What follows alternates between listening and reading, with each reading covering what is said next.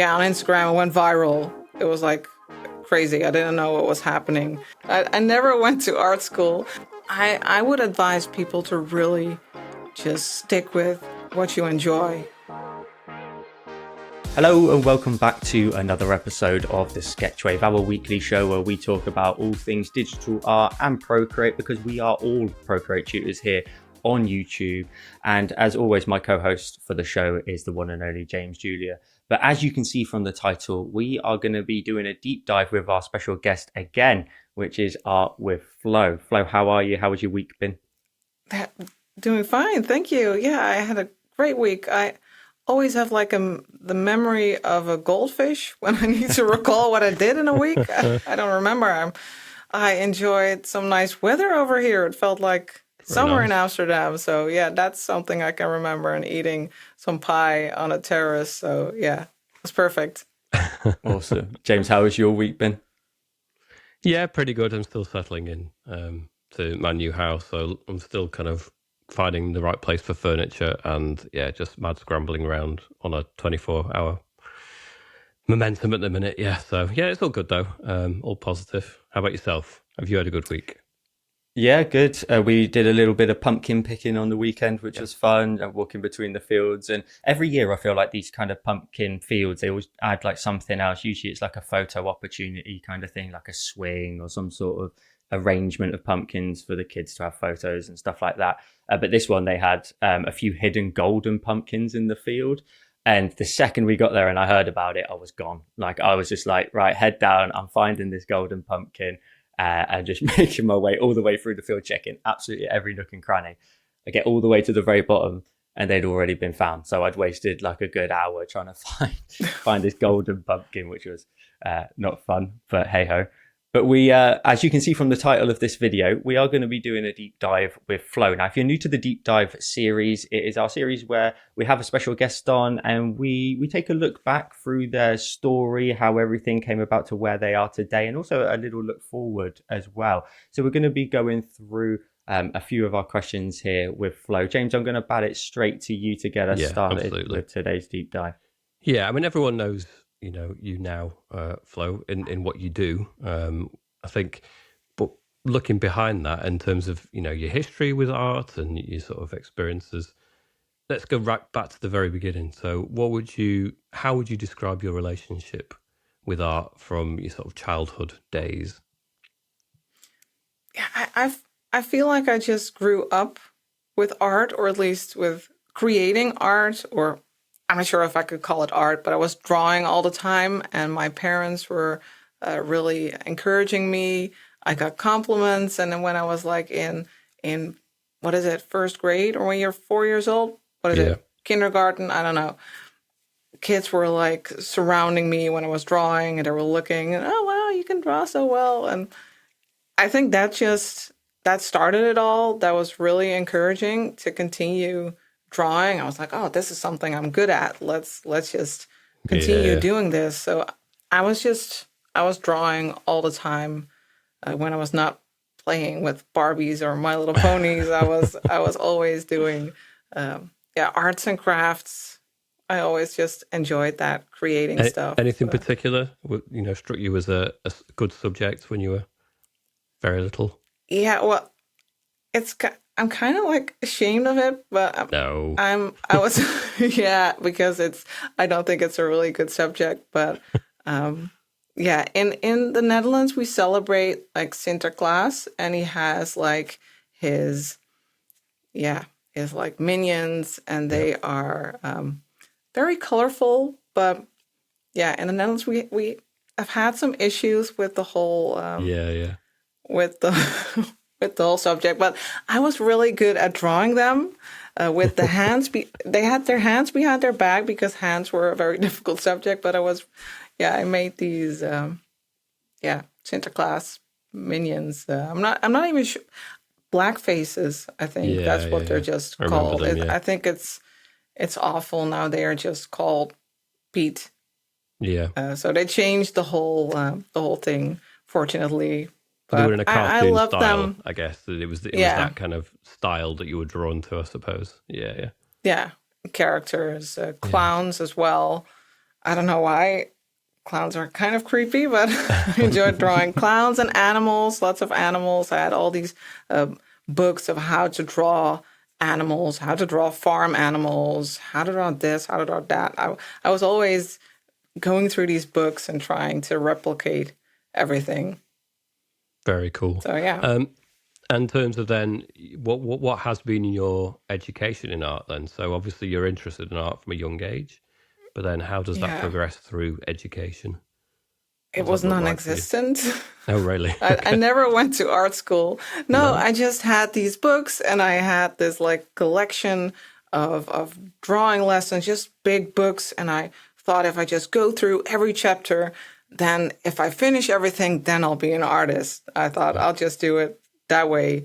I never finished those books, but I never went to art school.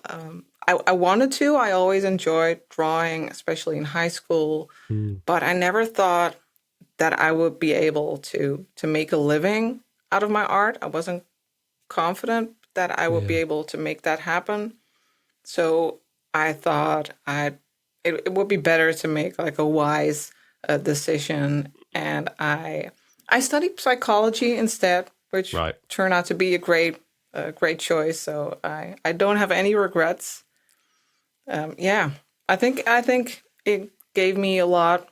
My study in psychology on a personal level and maybe even on a professional level. I don't know. But I just continued drawing in all of my study books. So yeah, did you never stopped drawing.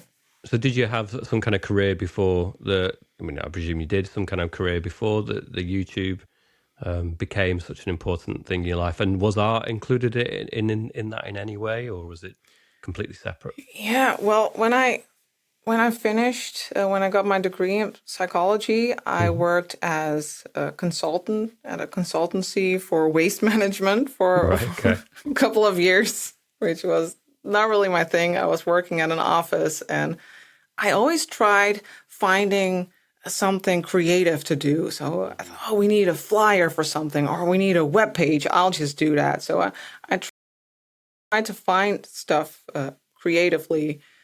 And well, while I was off, I always wanted to draw, and I was like, maybe I should get a good camera. So I get a good camera, and then I can make reference photos because I need good quality reference photos for my art. Right. And then my boyfriend and I, we got a camera, and then we totally got into photography. We're like, whoa, this is it, photography. That's so much fun. And then that became like an outlet for my creativity. And then my boyfriend was like, why don't we become wedding photographers? We can be a duo. Let's do this. I've seen other people do this. We can do that too. And then we became wedding photographers. Wow. We did that for like 5 or 6 years. We captured more than 100 weddings, and it was amazing. a great journey. Yeah.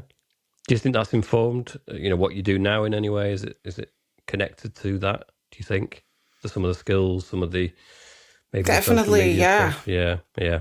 Social media stuff, just like search engine optimization and working with a camera, because filming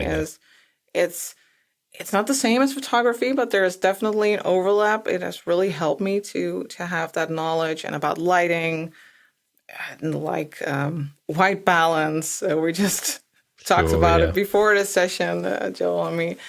So yeah, that has definitely helped. Also, an insight in how you can find your art style, because you can't just find it. It kind of like finds you. Yeah. Because in photography, it's the same.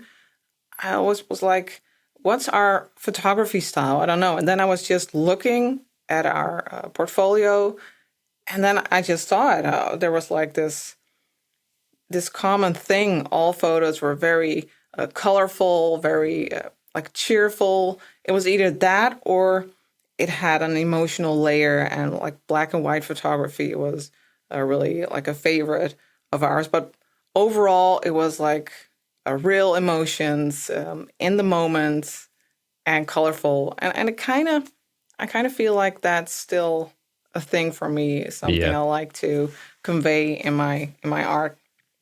Very cool. So, So yeah. your knowledge of photography is basically why your colors are accurate in your videos and ours aren't in our videos, basically.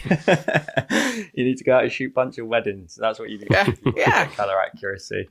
So at some point, I'm assuming maybe as a hobby on the side, at some point I'm assuming the digital art journey starts. Is that straight to Procreate in the iPad, or was there a step before that? No, there was actually, before I even became a wedding photographer, while I was still studying at the university, my boyfriend, he showed me like this website, cgsociety.org, and they had all these digital art pieces. And he was like, whoa, check this. This is made on a computer. It's made in Photoshop. I was like, no way. I want to do that too. That's so awesome. I was just hooked right away. And I needed a Wacom tablet and I needed Photoshop. I just got everything and I was like, okay, this is the thing. I'm going to learn this. And that was in 2005, I think. So that's almost 20 years ago. And I was so addicted. I really wanted to learn so much about it. So I started in Photoshop. Yeah. And I really wanted to become a digital artist, and I wanted to work in like maybe the gaming industry or I don't know. I just really wanted that. So I submitted my work for also like these books where they collect the best digital art works. I was published in Exotique. Cool. That's all. Yeah, it was a nice collection. So that was really a highlight for me. And I was like, whoa, maybe I can really make this work, but nothing really happened after that. I just needed to get to work, pay the bill. So that's when I became like a consultant. So, yeah. Wow, that's so cool. Because James, you equally, didn't you? You got a Wacom tablet, wasn't it, prior to the iPad? Yeah, I mean, did you sit at a desk, hooked to a desktop with the, Yeah, Far really more sensible. I simple. used to juggle a laptop and the Wacom, which was just a ridiculous enterprise. But it's amazingly intuitive, really. I think the Wacom. Graphics. Yeah, tablets, I still love it, and I really love working with it, and I loved Photoshop. So it really took me quite some time getting used to Procreate, actually. Right. So I did all this work as a photographer, and then at some point, we always had this meeting with like the bride and the groom before we even considered shooting their wedding. We needed to get to know them, and there was this groom, and he had an Instagram account, and he told us about it. I think it was street photography or something like that, and he was like, "Yeah, I have 10,000 followers, and sometimes I get free stuff." And we were like, "Oh, that's fun. Let's start an Instagram account as well. We need to do this." And that's when I got back into digital art, because for years I hadn't done anything anymore after being published in Exotique and in some Photoshop magazines. I was like, "No, well, this isn't going to work." I thought maybe I didn't want it bad enough because there was a lot of work doing that. Like in my free time, didn't really work out. So I just stopped, and we got kids. And once you get kids, you have even less time. So I stopped drawing altogether. And at that point, I started again and got hooked again on digital art. Yeah. And then I got an iPad and Procreate because I saw that online. I saw other people working with Procreate, and I thought, that looks so intuitive. I need that. Yeah, definitely. So do you ever go back to Photoshop at all currently, or is it strictly just Procreate now? I still use Photoshop for thumbnails or other stuff. Yeah, I still use it, but not for drawing anymore because I don't have... I needed to switch my Wacom to a newer version because it didn't work anymore. And then I had this Wacom that didn't work at all. It was super glitchy. Right. Okay. It was just not that sturdy old Wacom that I used to have. And then I gave up. You weren't inspired to get a Cintiq then? Yeah, I was. I have one lying around here, but No, it didn't work for me either. Right, I okay. tried recording some videos with it, but it's just too big of Yeah, a screen. Photoshop has too many, yeah, I don't know, too much menu. It's sure. not clean enough for nice videos, I think. But I guess it's also the convenience, isn't it, of just grabbing your iPad and just being on the sofa. You can just Yeah. be Yeah. really casual with it, or as strict as you like if you're in your office setup as well. Yeah. You can do it absolutely everywhere. So Yeah, and you what got I that. liked about like the old school Wacom, which was not which didn't have a screen, is that you could just Yeah. draw and look at your screen straight ahead. So Yep. it was way better for your posture. So that's what I kind of Yeah. miss with the Yeah. iPad, I guess. Posture has Maybe we gotten need to worse. rename it the Procreate posture. Like it's just like this, Yeah. like Well, really, hunchback. yeah, Yeah. like a shrimp. That's what I say all Yeah. the time. Every recording is like, oh yeah, let's straighten Yeah. that back up because it's definitely not meant to bend like that. So how long was it between you getting Procreate on your iPad and then deciding to create the Art with Flow channel? Because did the channel start immediately with the Procreate content? No. My first posts on Instagram, those artworks were all made in Photoshop. I think, yeah, it was in Photoshop.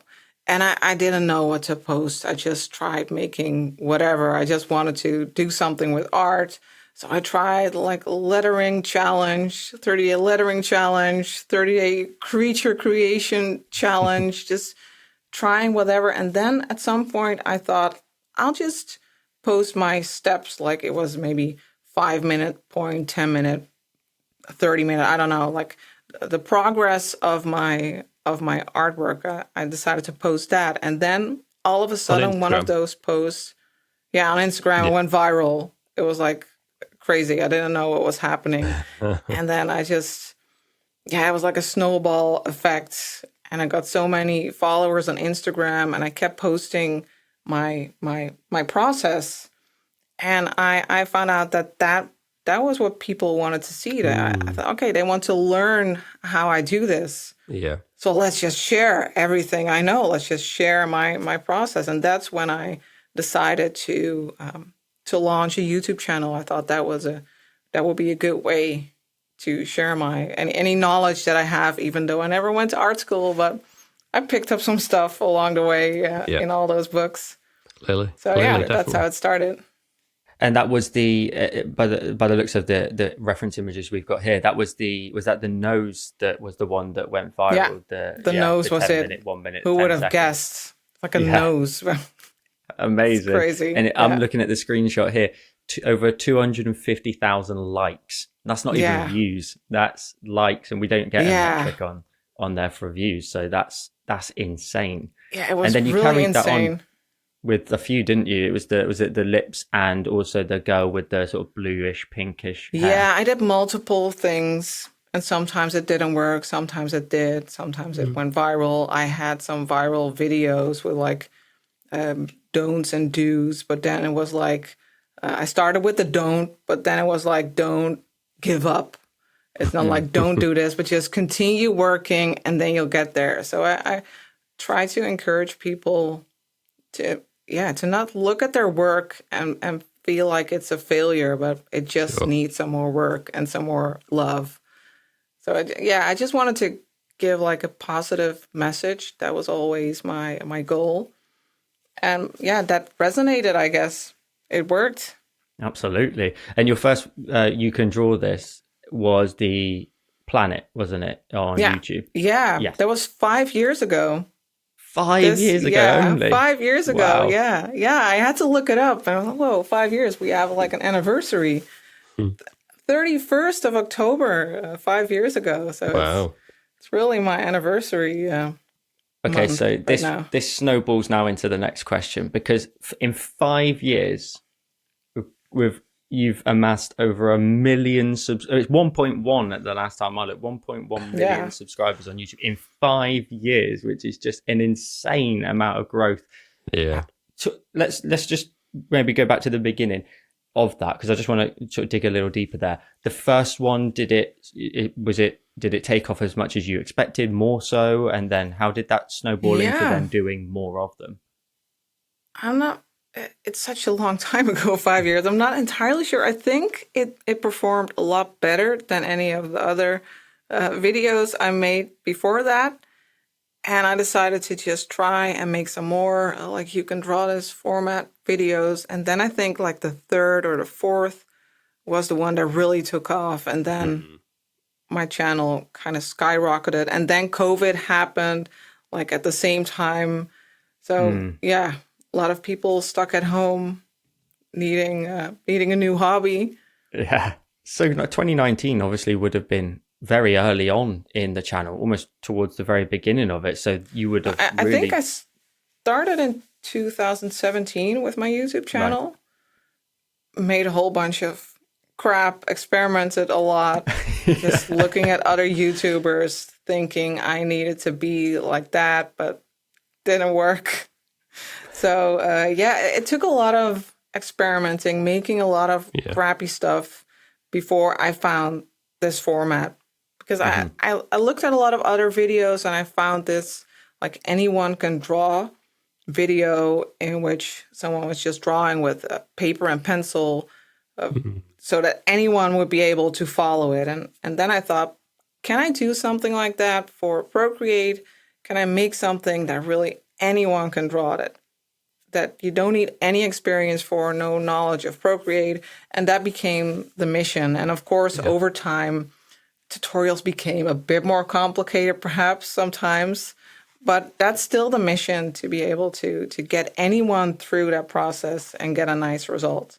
Well, I suppose you have to cater for the people that have been with you for a while and may have started at that point, but have evolved with you on your journey, you know, in terms of what you've developed into. So you have to, I guess, set a range of difficulties, don't you, and allow them to grow with you and continue to stick with you on the journey, you know.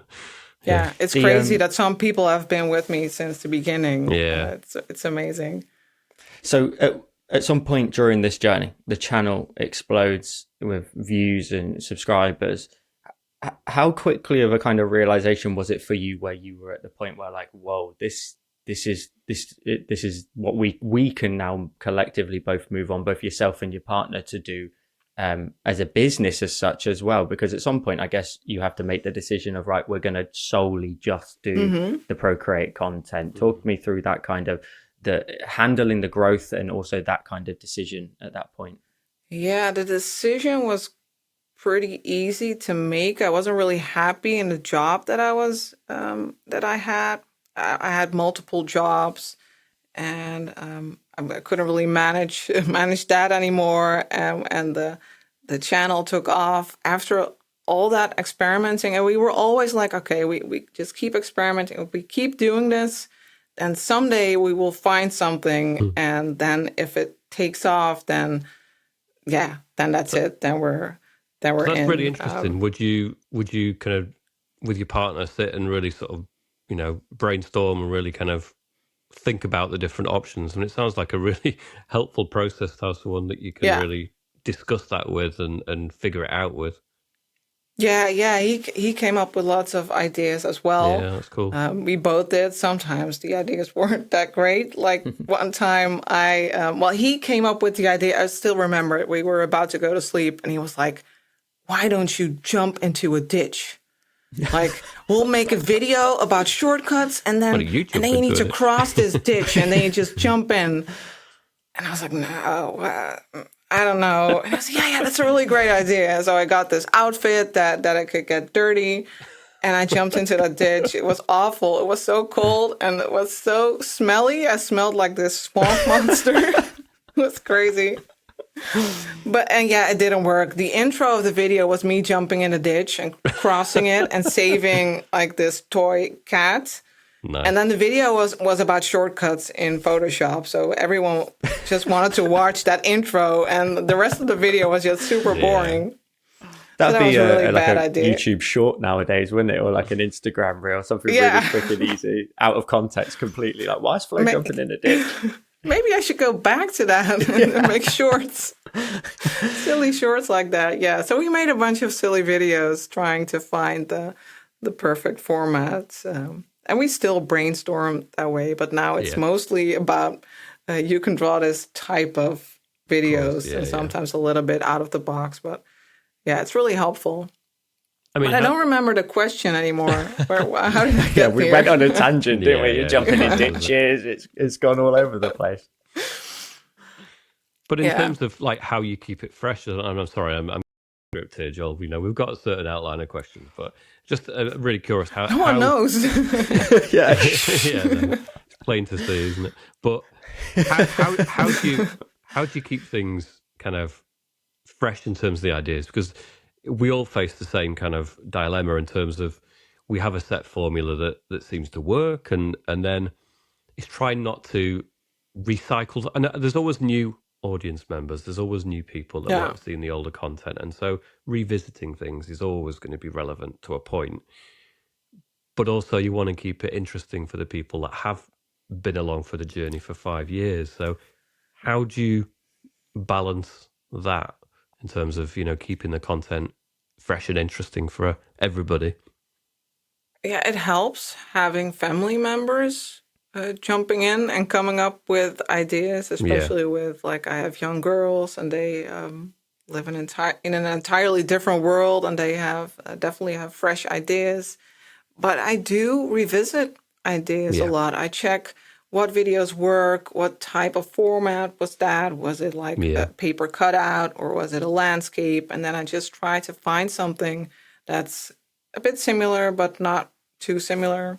yeah, So yeah, I try to do that. And sometimes we just come up with some silly ideas. Like I did a video about 8 fun things to do in Procreate, which weren't like real drawings, or 8 stupid things to do in Procreate. Like I they're noticed that super one. That's done like incredibly useless. well, isn't it? That video. Yeah. Yeah, Yeah. So I try to come up with those yeah, kind yeah, of things every once in a while. We just try to brainstorm. And sometimes I'm going on a walk and I look at like a window, a shopping window, and then I see maybe like an art piece or an object. And I remember seeing like this wooden light box in a window, and I was like, oh, that's a nice idea. I can make something like that with wood and then with light, and then I made a wooden light box tutorial. yeah. So yeah, I just see things all around me that might inspire me.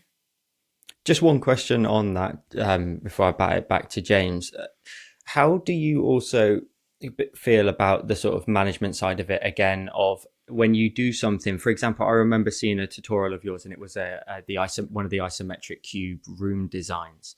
And I think I remember somebody bizarrely in the comments saying, Flo, come on, I want something else this week, or something regarding in that aspect of saying, okay, can we have something other than isometric? And it's a really tough balance, and we spoke about it a lot of and we had a lady on, Jade, previously, who said it perfectly, that sometimes you have to be selfish and draw what you want to draw and post what you want to post and so on. So how do you manage that, of if you're really enjoying a particular style or subject matter, whatever it may be, and then the kind of balancing of, well, I've done a couple of videos of this, I'm going to have to either force myself off of it, or do you carry on with it and do what you enjoy? Well, in this case, it was just one person. It And was, I yes. thought, okay, I well, don't. I'm not saying the crowd were out for you. Yeah, it was just one person. and also, yeah, the statistics told me something else. So I was like, yeah, the statistics tell me that Yeah, people like absolutely. these isometric tutorials. I like creating them. So yeah, I'll just continue doing it. I'm not going to listen to one person telling me And to a he or certain she extent, has had enough. to a certain extent, we are here and we're professionals, and the artistic side is definitely a factor in what's inspiring to us, but it's also a business as well, isn't it? In that Yeah, sense, and you have to sell a product that sells. I mean, yeah, you can't help but be shaped by the market forces in that respect, like any other professional person. yeah, definitely. And if people Yeah, and like a certain sometimes subject matter, yeah, Yeah, sometimes I try something new, and if it doesn't work, then well, that was just a one-time thing. And if it does work, I try usually I don't, if something's successful, I don't like make videos along that line every week, but I try to check my schedule, and I think, okay, maybe in 3 weeks I can do something like that again, and then I have like this whole plan for the rest of the year with all the subjects, so I can. Gosh. Yeah, yeah. Don't, I wasn't like that before. I loved it every single week. I just have to be structured, otherwise I just can't manage. Yeah. So I just try to think ahead. And if you tell spread it James out.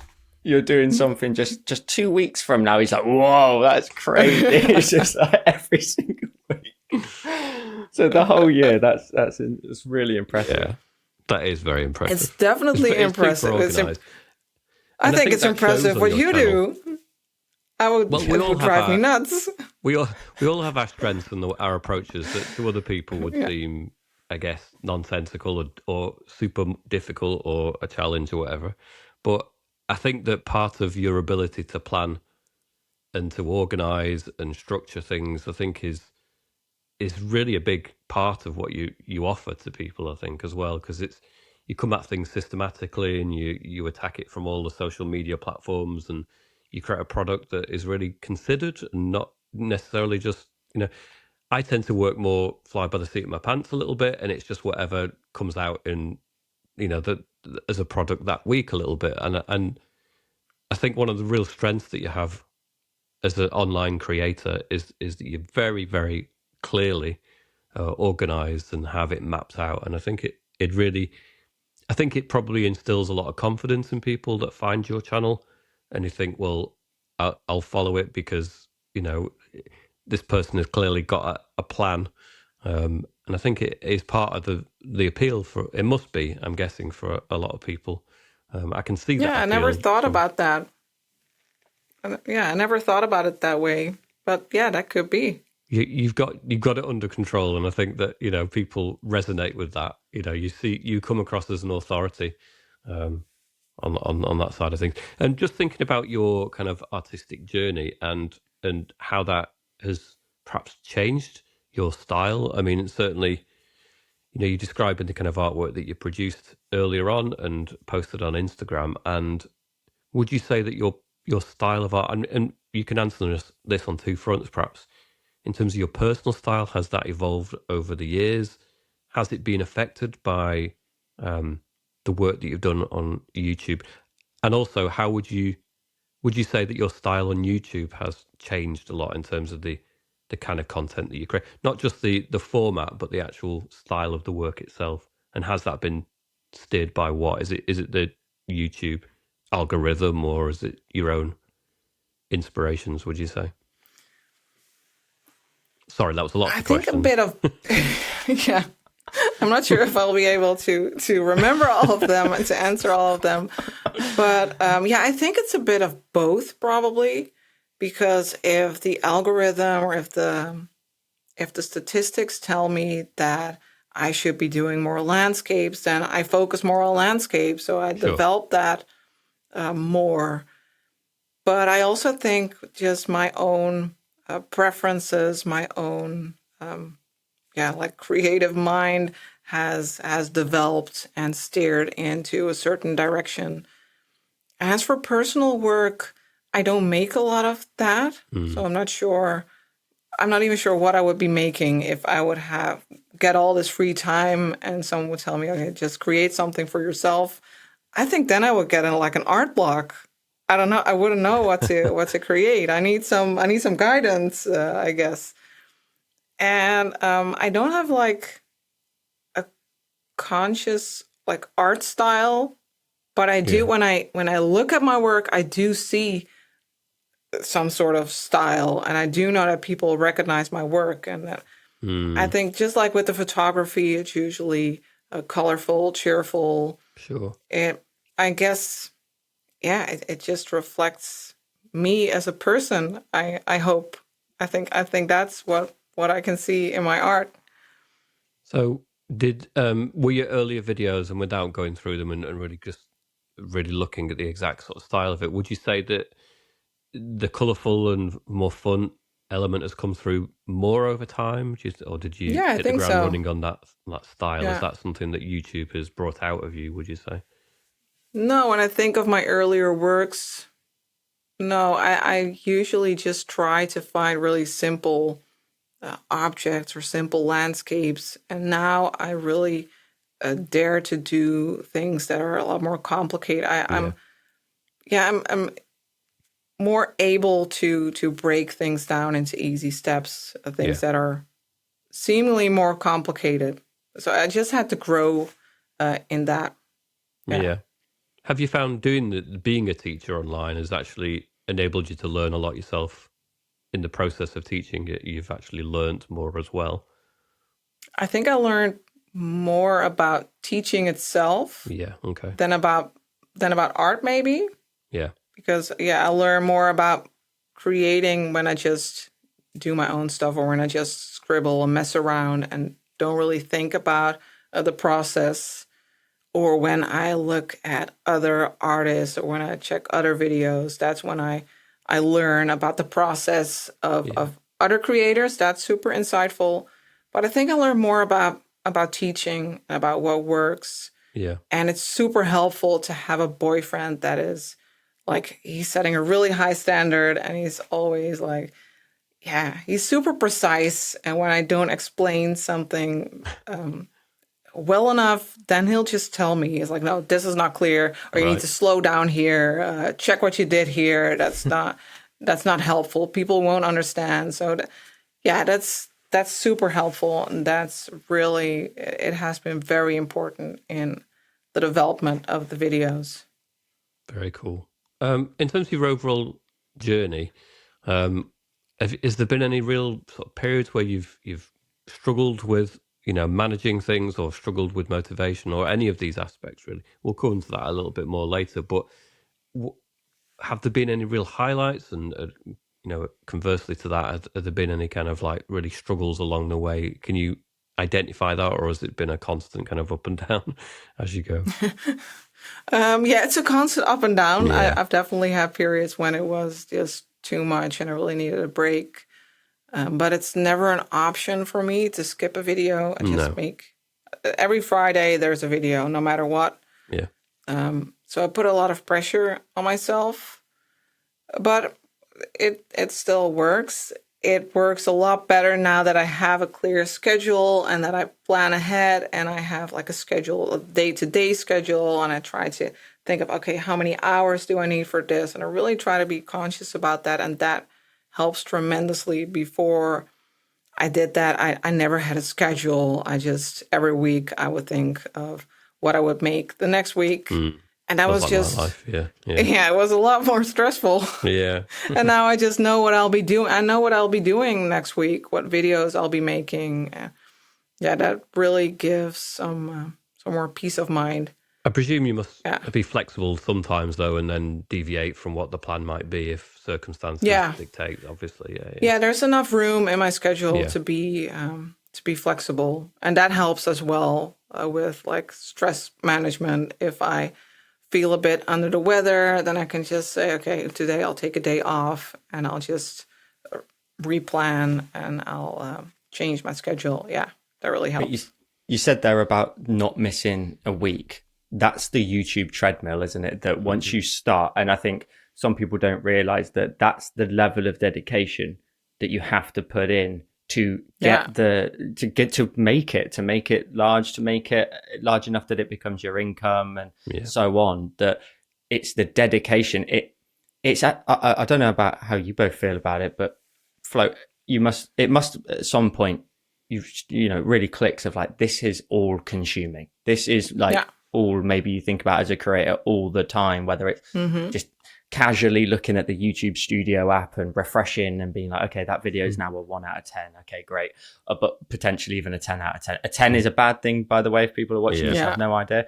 10 is the lowest out of the last 10. Total failure. Is the best it's a total failure. It's like, I'm not going outside. I'm shutting the blinds. I'm just going to sit in darkness and punish myself for a poor video. But it's not that bad. But sometimes it feels that bad though, doesn't it? When it can, sometimes you get the odd week and you know, we've created something that we really enjoy and you put out there, but sometimes it doesn't work. But Yeah. again, that kind of feeds into what I was saying, that YouTube treadmill, that you have to take those highs and you have to take the lows. And I guess for you, you've had so many videos that have been just huge amounts of views, that those highs are the ones that just keep you kind of really running at a good pace and really keeping going until the next one and so on. You know, it's the dedication, isn't it, that really gets you to where you are today, for example. Yeah.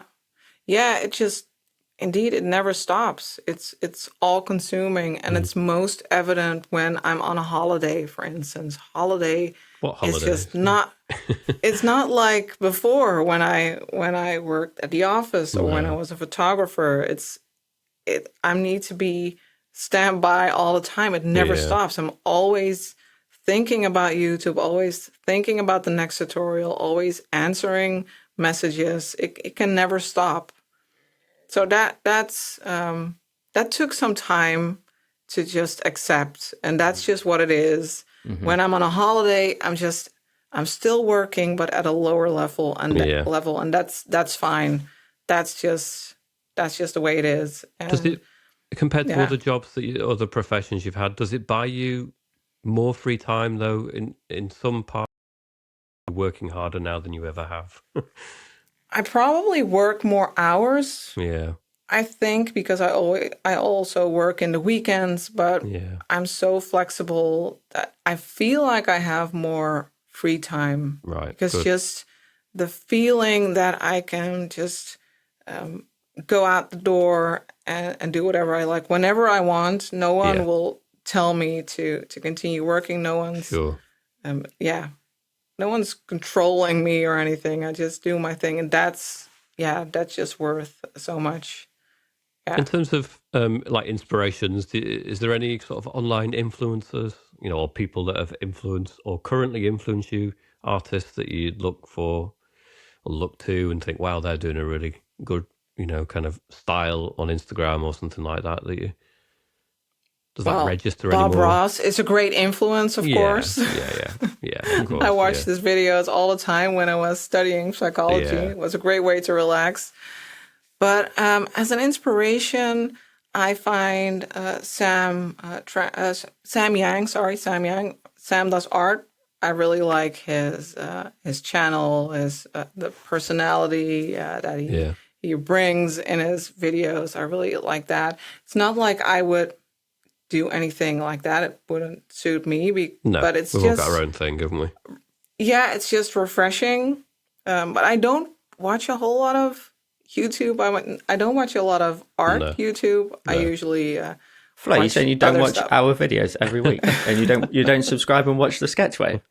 Well, I am subscribed, and I always check what you do. I always check your tutorials, and I go, that's a nice artwork. That's one I'll be seeing on social media a lot. So I always check your work, but I don't follow your step by steps. I'm sorry. We're all kind of aware of each other. We all see what each other does, but it's a bit like being at the office, isn't it? Sitting through your own tutorial and then other people's tutorials, and it's good for a period of time. I think we all do it just to dip our hand in and just say, oh yeah, how are they dealing with? But you've got to skim through it. We're not consumers, we're producers of it, aren't we? So yeah, of course. And I'm really inspired by Loish. I'm not sure if you know her work. She is not on YouTube. She is on Instagram, and she has worked in the gaming industry, and now she has her own Patreon. And she's also a friend of mine, and it's really nice to be able to just meet up and spar and talk about it, just about working in this industry and staying creative and all the struggles that we female struggles, I guess. It's always nice to just spar with each other. And her work is just amazing. If you haven't seen it yet, you really should check it out. It's lovely. Out. But I think that community, that sense of, and it's finding, because, Joel and I started the Sketchway, but we were chatting, on Instagram, and then sort of just having chats online. I think it's useful to have somebody you can chat to about what we do, because it's such an unusual space, really, isn't it? That most people can't understand. Why would they, and just that kind of, as we mentioned, that 10 out of 10 or 1 out of 10, it means nothing to anybody else. But for us, it can be crushing, or it can be the best feeling ever. Yeah. and to just be able to say that to somebody. Obviously, you've got your partner who you can talk to, and they'll understand, the misery or the joy of that. But but in the wider world, people don't have a clue. That that you're going through anguish or joy. On Yeah. a weekly Yeah. basis. No, it's really interesting. Have there been any really challenging projects along this journey that that you've encountered? I mean, I know that obviously you do your weekly tutorials and you do Patreon. Has there been any other kind of projects that have been? Not real projects. Revamping my website was a major project I did last year. I had a company do all the big work, but I had to put all the content in. So that was I'm not even finished yet. I don't have all the tutorials on my website yet, but that was just a big chunk of work over And the that's holidays. cataloging them, isn't it? Into categories and where they are, Patreon and YouTube. Right. You can go to Flo's website and see every single design filter by, It's really cool. Well, what are the filters that you've got that you can, somebody can filter by? Like art style, subject, difficulty level. Is it free or is it at Patreon? So yeah, super handy, but a lot of work putting them all in there. It's something that I actually implemented a while back, and I have one page on my website where I had just upload the design that's on Patreon, not categorized to the degree that you've got, but at least someone can scroll through everything first, get a look for what they like. And I kind of want to do it as that kind of, I don't know how you feel about it, but sometimes people can get a glimpse first before they join. So maybe when they join, they're like, oh, this isn't what I expected. You kind of put it all out there and say, here's everything. And if something takes your fancy, then at least you've got a few projects that you want to start cracking on with. Yeah, and at Patreon itself, it's hard to even navigate or to show what you have, especially when you have a huge catalog of tutorials. It's definitely not the most handy navigation. So how many tutorials do you think you're in now? It's got to be 4 or 5, maybe. Do you think? Yeah, I think maybe. Yeah, I've deleted some really old ones. I think maybe 5 to 600. I think I've made. Just crazy. How on earth do you stay motivated after creating? I don't even want to know what the duration is of all of that. A huge catalogue of content. How do you manage to? I mean, we sort of touched on it slightly. Obviously, having your partner involved as well really is just such a huge help as well. But how do you? Because YouTube as well, even though of course you have your partner, to a degree, it's very isolated. It's it's just you sometimes, and maybe even just your own thoughts, and that can sometimes also sort of express itself in pressure as well. So, do you ever feel the pressure, or and sort of how would you find inspiration then otherwise to do make and carry on for the next video? Yeah, there's always pressure, I guess. But when the pressure is off and when I have like a holiday, then I get this urge to start creating again. So I just can't help myself. I don't think I would be able to stop, even though I feel pressure and sometimes I'm like stressed out. Still, I can't stop. Yeah, it's just, I don't know. It's I feel like it's my mission to make these videos every week, and I just really enjoy it, even though it's stressful and that's those 1 out of 10s and 10 out of 10s can get to me sometimes. But I can't help myself. I'll just continue creating, and it just helps to like with a holiday. Then I feel like fresh inspiration, and I try to on a weekly basis to get out of the house to do other stuff to get refreshed. I really like improv theater, for example. I do improv, and that's just a totally different way of being creative, but it really helps to stay fresh, I guess. And you do that? Not just, you mean you actually get involved in that? Yeah, I really do that. Oh, Yeah. Fantastic. That's it's so cool. much fun. I would totally recommend it. It's really fun to do improv. While we're on this kind of side tangent, then what's something else that somebody wouldn't maybe know about you? Is there any other passions or things you enjoy in life, or just Zombie movies? Okay, cool. Yeah, we spoke about that, didn't we, on a previous one? You like horror films. Horror films, yeah, I don't watch a lot of them, but yeah, I like zombies. I like video games, even though I don't have a lot of time Yeah. to play. But I really grew up as a video gaming girl. Yeah, I What find sort of video games are we talking? Sorry, go lots of stuff. I started out with like Super Mario when I was younger. I'm a huge Final Fantasy fan, but I Nice. also like shooters. Did a lot of Halo. But I also play like Mario Kart and stuff like that, like kiddie games. Yeah, Silent Hill I'm a great fan of it. I, Yeah, I thought you were going to type say of something games. like that, like a Resident Evil or Yeah. something like that, something zombie inspired. Sorry, James, you were going to say. I was just going to say, do you find that you can indulge in things like spending hours playing video games ever, or do you feel just like you need to be doing something more constructive for the time? You know, and Yeah, not I miss the hours and days. hours. Yeah, no, Yeah, usually, sometimes during the evenings when my boyfriend is out, yeah, then I'll have a couple of hours playing video games or watching zombies. yeah. Yeah, but not hours on end. Not like when I was younger. I could just lock myself up in my room and just play video Yeah. games. Have you done any zombie themed tutorials? I've not noticed you do like a cute zombie or anything. That's an idea No, for the future. no, That'd be a maybe good for one. next year. Yeah, Next that'd be a year good is one. Halloween. Yeah, that would be nice. Yeah, I should do that. Um, I'll put it in my schedule for next Yeah, year. there you go. For next Because year. you know already I'm working prepared. way ahead. Oh, that's great. We were saying about how social media has impacted your career as well. We were talking about the 10-minute, 1 minute, and 10-second clips that you've created. Does it still play a big part in your career, and sort of how does it affect your sort of growth and visibility? Does it still have quite an impact, or is it now more so just the YouTube on its own is its own machine? It's mostly YouTube. I try to also post on other platforms like TikTok and Instagram. And I think all the platforms combined definitely play a role. Mhm. And yeah, without social media, I wouldn't have this career. I No. would be maybe doing like workshops for 12 people instead of having thousands watching.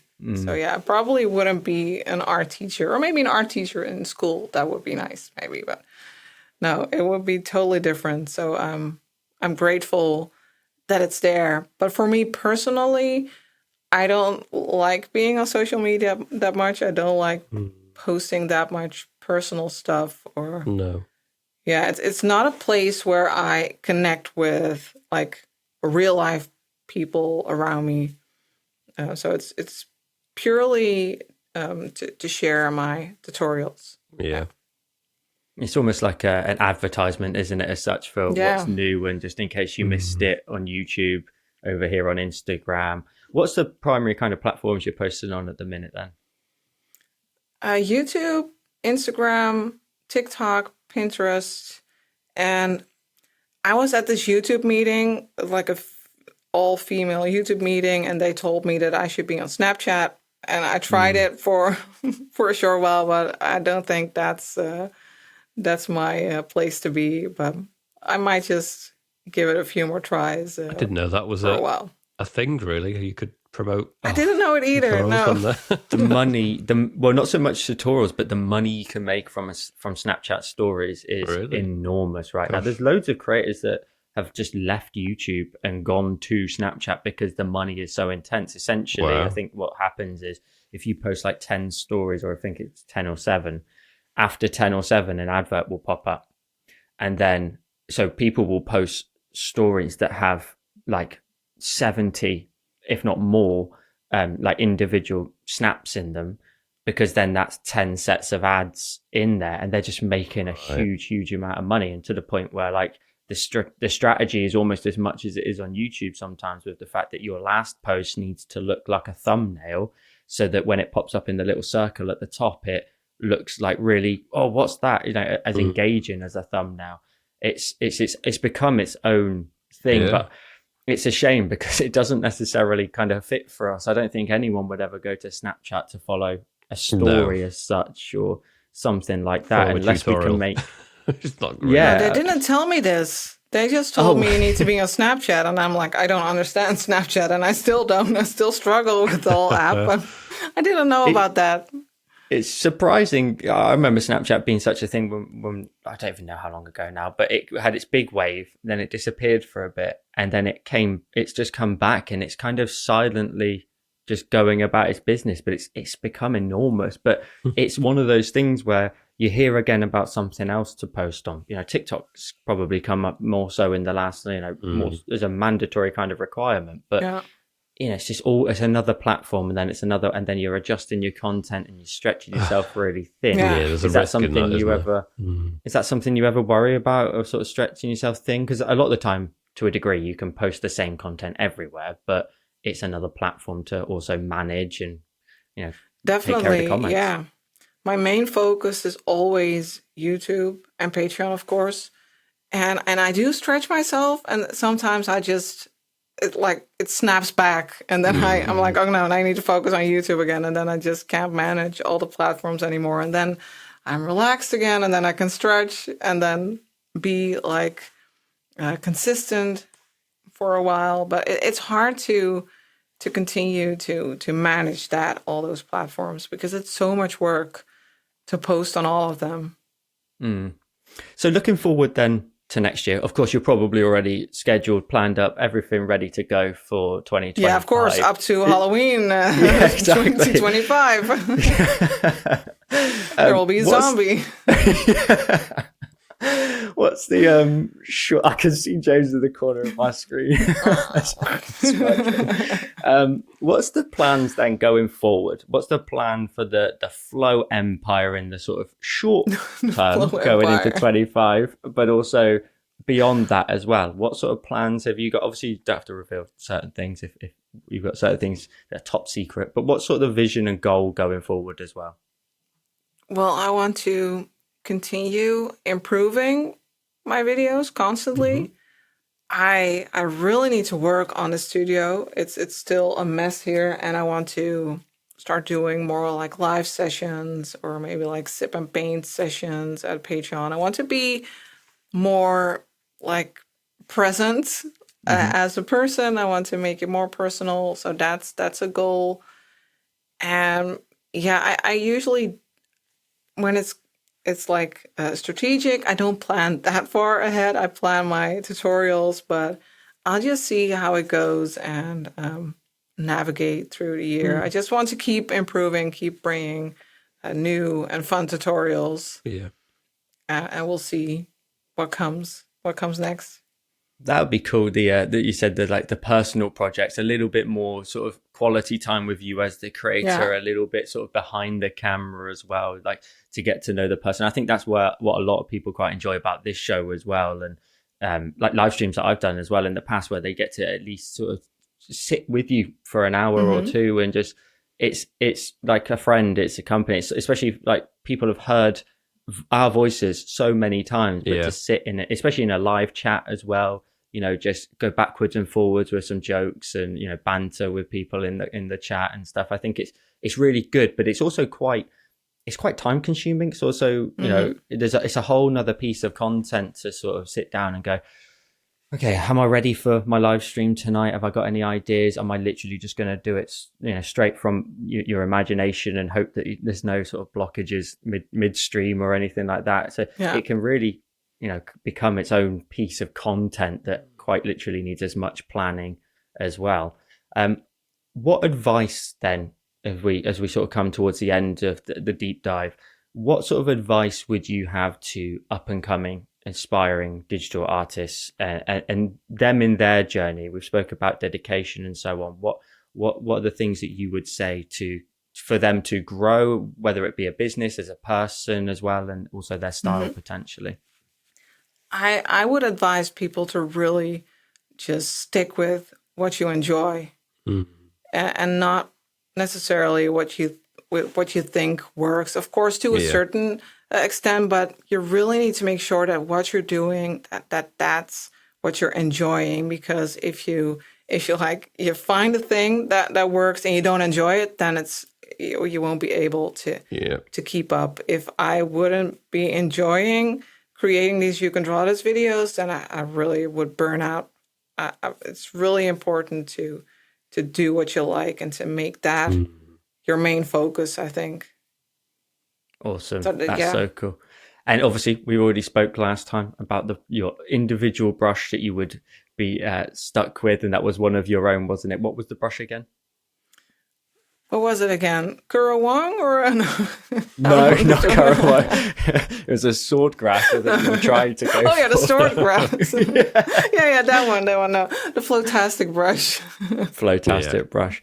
Flo, this has been absolutely awesome. I think it's amazing for people in our space. I think they hear you every week, they follow your tutorials and have done for years. And like we said, sort of before we started, people that have sort of followed you from the beginning all the way through to where you are now. And also just still learning little bits about you and extra little bits sort of behind the curtain. I think it'd be really interesting for people to sit down with you in your live streams. But I hope people have enjoyed this deep dive with Flo. Again, thank you so much for your time and to sit through our onslaught of questions in our deep dive. But I hope you enjoyed it. We'll yeah, it was a pleasure. We'll leave links, of course, to all your socials in the description down below. And let us know if there was anything in particular from today's episode that you took away from today's show. Let us know in the comments down below, and we'll see you again next week for another episode of The Sketchwave.